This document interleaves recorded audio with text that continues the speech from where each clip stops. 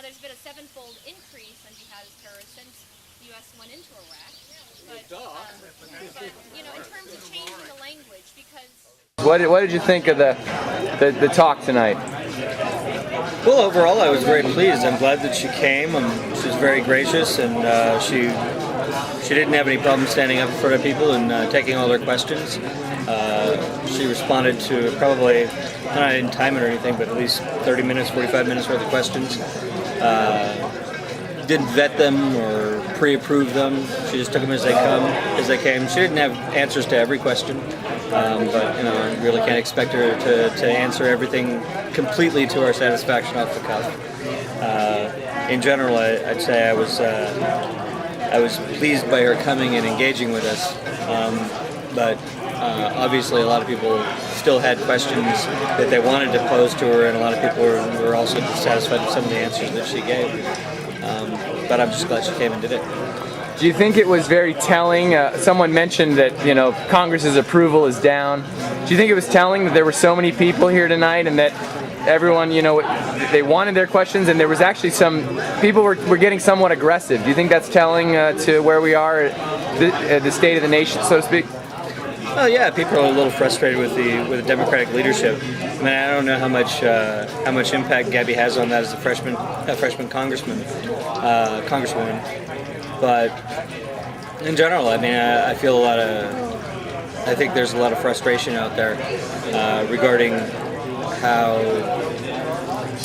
unwilling the Democratic majority has been to stand up and really take a position and fight George Bush to the end and end this war and really take it to him on a lot of other issues. Rather, what we see is them sort of equivocating and trying to make little incremental progress. It's sort of like a farmer who is planting next season's crop without noticing that the field is on fire.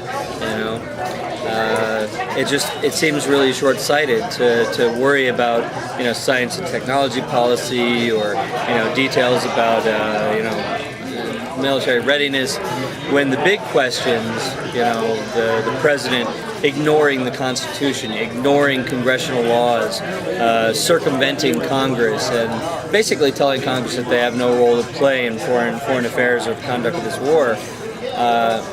And they don't bring that front and center. It seems like they're only willing to do so much, but then they stop for fear of angering somebody. Who that somebody is that they're going to anger, besides maybe George Bush, I can't imagine who it is. Other than the war was really the focus, I think, tonight. Everyone's asking about the war, but other than that, what do you think some of the big hot button issues were tonight that everyone brought up? Healthcare certainly came up several times. At the end, I asked Gabby if she would be willing to say on the record that she was definitely for a single-payer universal healthcare system, and she demurred on that somewhat. She said that she had a very strong voting record on providing people access to healthcare coverage, and that she wanted everybody to have affordable healthcare coverage, which really isn't the same thing. So I got to say that it doesn't seem that she's really on board with that political project. It seems like she might have something else more incremental in mind. A lot of people were concerned about the environment and about energy. Gabby seemed to address those questions quite cogently and seemed to have a good grasp of the issues and had a lot of interest in those issues due to her position on the Science and Technology Committee. Do you think she was overwhelmed? Do you think she didn't come here expecting the aggressiveness, or do you think? No, this was nothing. This was nothing? This was really nothing. I mean, I expected people to be actually a lot more aggressive in their questioning, because I was talking to C.J. Carmargin, her press secretary, And he was telling me, and I assume it's true, I don't think he would say anything untrue, that when she was down in Sierra Vista the other day, people were actually yelling and screaming and cursing her because of she wants to make the checkpoints, the immigration checkpoints, permanent. And so I think she actually this was a walk in the park for her, quite honestly. People, I think, underestimate how tough that lady can be. Immigration wasn't an issue that came up very strongly here because really, frankly, I think it's not something that Democrats are all that up in arms about. I mean, if anything, I think Democrats were kind of relieved that the immigration bill failed so that maybe we'd have a chance of doing something that's more humane, more reasonable, and more progressive on the issue later when we win the presidency in 2008. That's interesting because, you say Democrats, they were glad the bill failed because they want something progressive, and I think even conservatives have tended to kind of take that. A lot of conservatives wanted it to fail because it wasn't. They may have because it wasn't draconian enough. But they may have a difference of opinion of the Democrats, but they also saw it as legislation that wasn't going to benefit what their values are. So that's telling. The Democrats and the Republicans may disagree on the issue, but they agree that the bill that was presented by their leaders is not helpful. Yeah, which just goes to show that it was a compromise, and maybe people aren't ready to compromise. Well, we'll stick to it. So, where do you see this baby going in 2008? Where do you see this race going? You mean Gabby's race? No, I'm sorry. I'm switching topics. Presidential race. Okay, fine. Where do you think Gabby's going now? She's getting a lot of mud thrown at her from the Republicans right now, and a lot of your group maybe was unsatisfied, and Sierra Vista unsatisfied. So where do you see her race going? As dissatisfied as some people may be with Gabby, the fact is that we're not going to see, I don't think, any kind of challenge from the left. I mean, it's a possibility. I won't discount it, but I don't think we're going to see much of a challenge for Gabby in the primary. Basically, I think if Tim B decides to run, and there's a big question now whether or not he will. He might be looking at governorship now. Then he'll be a credible candidate, but I don't think he's going to beat Gabby. I mean, Gabby, I think, barring any unforeseen circumstances, she'll be ensconced in this district as long as she wants to be. Okay, so presidential race. Where do you see this thing going? I don't know. It's that is so far off. People have a tendency to want to handicap this thing, and it's like telling what the stock market is going to be from this far away. It's just impossible. I don't even think that the current frontrunners are going to be the frontrunners when it comes right down to it.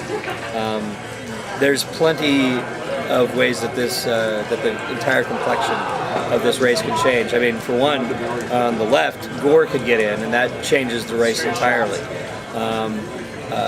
Obama could continue to raise well, could start to pull ahead in the polls. So Clinton's sort of the putative or expected nominee right now, and I think if all the primaries were held today, Clinton would win. There's simply no two ways about it. And she has former President Clinton in her corner, which is a fantastic advantage. I mean, people I think underestimate how powerful having Bill Clinton campaigning for her will be. That's going to be a huge issue. Really, the only way I can see Clinton not getting a nomination would be if Gore gets in. Some of your friends here at Drinking Liberty are really confused why you showed up to the Ron Paul meetup.